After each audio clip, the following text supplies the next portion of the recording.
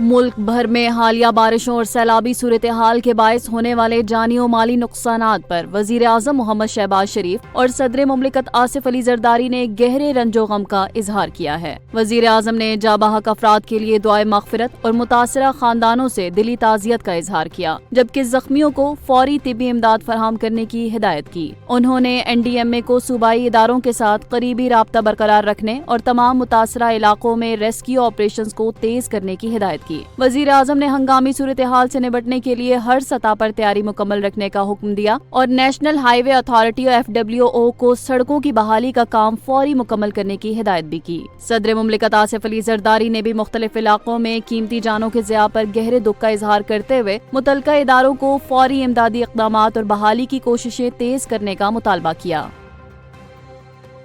پاکستان میں بارشوں اور ممکنہ سیلابی صورتحال کے پیش نظر پاکستان ٹیلی کمیونیکیشن اتھارٹی نے قومی ایمرجنسی ٹیلی کمیونیکیشن کوآرڈینیشن سینٹر قائم کر دیا ہے۔ PTA نے تمام ٹیلی کام کمپنیوں کو ہنگامی صورتحال میں متبادل پلانز فعال کرنے، موبائل اور انٹرنیٹ سروس کی بلا تعطل فراہمی یقینی بنانے اور حساس علاقوں میں ٹیلی کام انفراسٹرکچر کو محفوظ بنانے کی ہدایت جاری کی ہے۔ اتھارٹی کی جانب سے کہا گیا ہے کہ ہر 6 گھنٹے بعد سروس کی بحالی سے متعلق رپورٹ دی جائے۔ موبائل آپریٹرز عوام کو سیلاب سے بچاؤ اور انخلاء کے منصوبوں سے آگاہ کریں۔ ہنگامی نمبرز اور معلومات قومی علاقائی زبانوں میں فراہم کی جائیں۔ سیلاب سے متاثرہ علاقوں میں جہاں ضرورت ہو وہاں عارضی موبائل یونٹس نصب کیے جائیں۔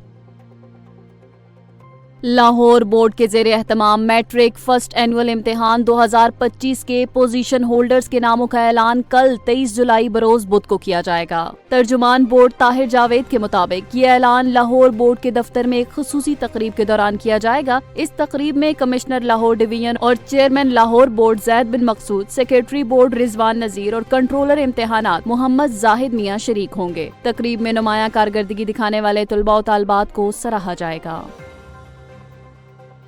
وزیر خارجہ اور نائب وزیر اعظم اسحاق ڈار نے نیو یارک میں اقوام متحدہ کے سیکریٹری جنرل انطونیو گوتریس سے ملاقات کی۔ ملاقات میں اسحاق ڈار نے بھارت کی جانب سے سنتاس معاہدے کی یک طرفہ معطلی پر شدید تحفظات کا اظہار کیا اور اسے بین الاقوامی قوانین کی خلاف ورزی قرار دیا۔ انہوں نے سیکریٹری جنرل پر زور دیا کہ اقوام متحدہ مسئلہ کشمیر کے منصفانہ حل کے لیے سلامتی کونسل کی قراردادوں پر عمل درآمد کو یقینی بنائے۔ اسحاق ڈار کا کہنا تھا کہ کشمیری عوام کو ان کا حق خود ارادیت ملنا چاہیے اور عالمی برادری کو اس معاملے پر اپنی ذمہ داری ادا کرنا ہوگی۔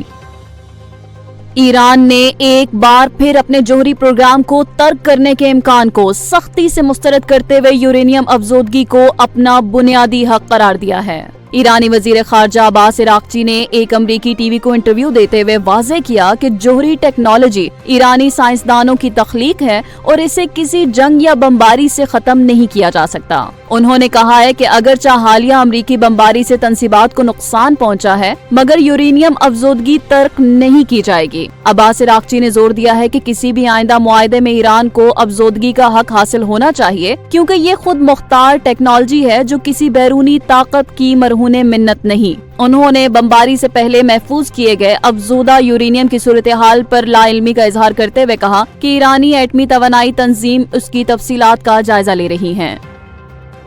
راول پنڈی میں مسلسل بارشوں اور گلیشیئر پگھلنے کے باعث راول ڈیم میں پانی کی سطح خطرناک حد تک بلند ہو گئی، جس کے بعد ضلعی انتظامیہ نے سپل ویز کھول دیے۔ انتظامیہ کے مطابق پانی کی سطح 1750 فٹ تک پہنچنے پر سپل ویز کھولنے کا فیصلہ کیا گیا، جس کے تحت پانی کا اخراج 5 گھنٹے تک جاری رہے گا۔ سپل ویز کھولنے سے قبل تمام حفاظتی اقدامات مکمل کیے گئے تھے۔ مختلف پلوں پر ریسکیو، پولیس اور ایمبولینس عملہ تعینات کر دیا گیا ہے۔ جب تک پانی کی سطح 1746 فٹ تک نہیں آتی، اخراج جاری رہے گا۔ ادھر ترجمان PDM پنجاب کے مطابق دریائے سندھ کے مختلف مقامات پر نچلے درجے کے سیلاب کی صورتحال ہے، تاہم دریائے راوی اور جہلم میں پانی کی سطح معمول کے مطابق ہے۔ ہر سال 22 جولائی کو دنیا بھر میں ورلڈ برین ڈے منایا جاتا ہے۔ اس دن کا مقصد دماغی صحت سے متعلق آگاہی پھیلانا اور اعصابی بیماریوں کی روک تھام کے لیے عوام میں شعور بیدار کرنا ہے۔ پاکستان سمیت دنیا بھر میں ماہرین صحت دماغی تندرستی کو جسمانی صحت کے برابر اہمیت دیتے ہیں۔ دماغ انسانی جسم کا وہ مرکز ہے جو نہ صرف خیالات، جذبات اور یادداشت بلکہ تمام جسمانی حرکات اور افعال کو بھی کنٹرول کرتا ہے۔ تحقیق سے ثابت ہے کہ دماغی صحت متاثر ہونے سے انسان کی کارکردگی، تعلقات اور زندگی کا معیار متاثر ہوتا ہے۔ ماہرین کا کہنا ہے کہ دماغی صحت کی بہتری کے لیے متوازن غذا، مناسب نیند، ذہنی دباؤ سے بچاؤ اور روزمرہ کی جسمانی سرگرمیاں نہایت اہم کردار ادا کرتی ہیں۔ ورلڈ برین ڈے کا یہ پیغام ہے کہ دماغی تندرستی کو معمولی نہ سمجھا جائے، بلکہ اس پر توجہ دی جائے تاکہ ایک صحت مند معاشرہ تشکیل پا سکے۔